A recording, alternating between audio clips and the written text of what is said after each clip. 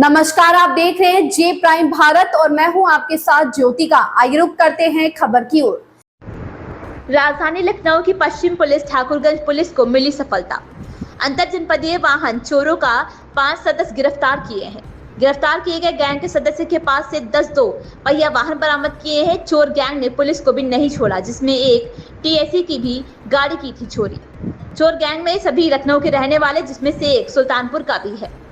Gang सदस्य कुलदीप गौतम, जितेंद्र गौतम, सत्यम यादव, सतीश मौर्य, जतिन गुप्ता को police ने भेजा सलाखों के पीछे। डीसीपी पश्चिम ओमवीर सिंह ने प्रेस कॉन्फ्रेंस कर किया खुलासा।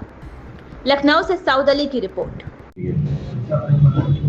विगत कुछ दिनों से कमिश्नरेट लखनऊ में वाहन चोरी की घटनाओं में उत्तरोत्तर वृद्धि हो रही थी, जिसको देखते हुए ठाकुरगंज पुलिस द्वारा और जो क्राइम ब्रांच है वेस्ट जोन की, इनके द्वारा एक उत्कृष्ट कार्य किया गया है। एक वाहन चोर गैंग का खुलासा किया गया है, जिनके कब्जे से 10 दोपहिया वाहन बरामद हुए हैं, जिनमें से 5 वाहन कनेक्टेड हैं, जो कमिश्नरेट लखनऊ में जिनसे संबंधित थानों में अभियोग पंजीकृत है।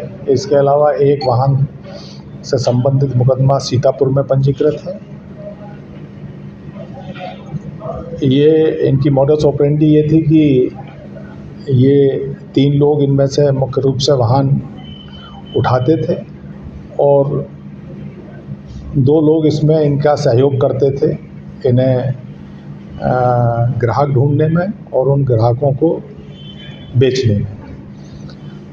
अभी भी इसमें कार्रवाई पुलिस द्वारा चल रही है।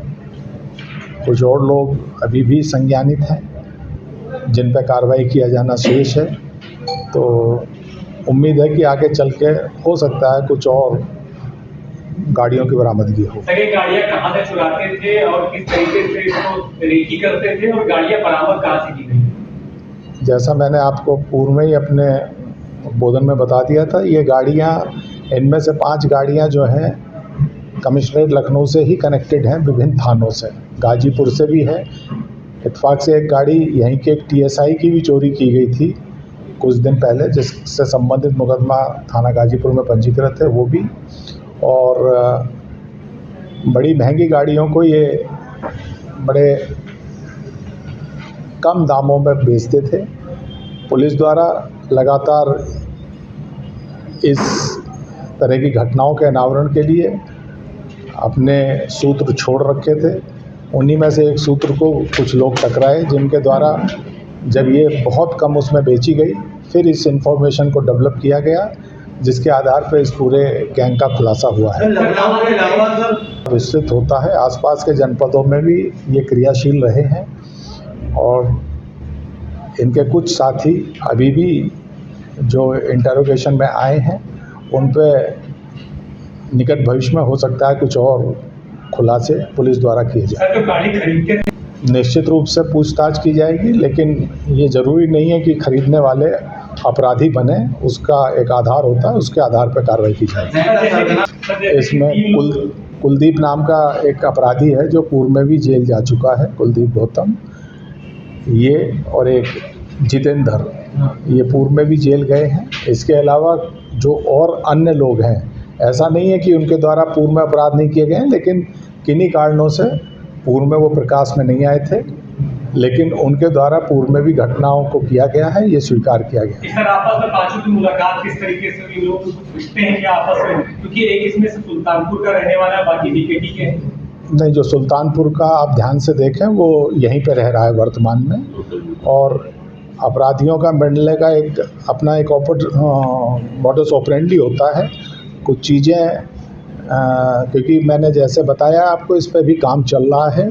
सब चीज़ों का खुलासा अभी किया जाना संभव नहीं है, क्योंकि इस पर भी आगे भी काम चल रहा है। सर, क्या और भी गाड़ियाँ बरामद हो सकती हैं? मुझे भी 10 मिली हैं, क्या और भी जगह से चुराई हुई हैं?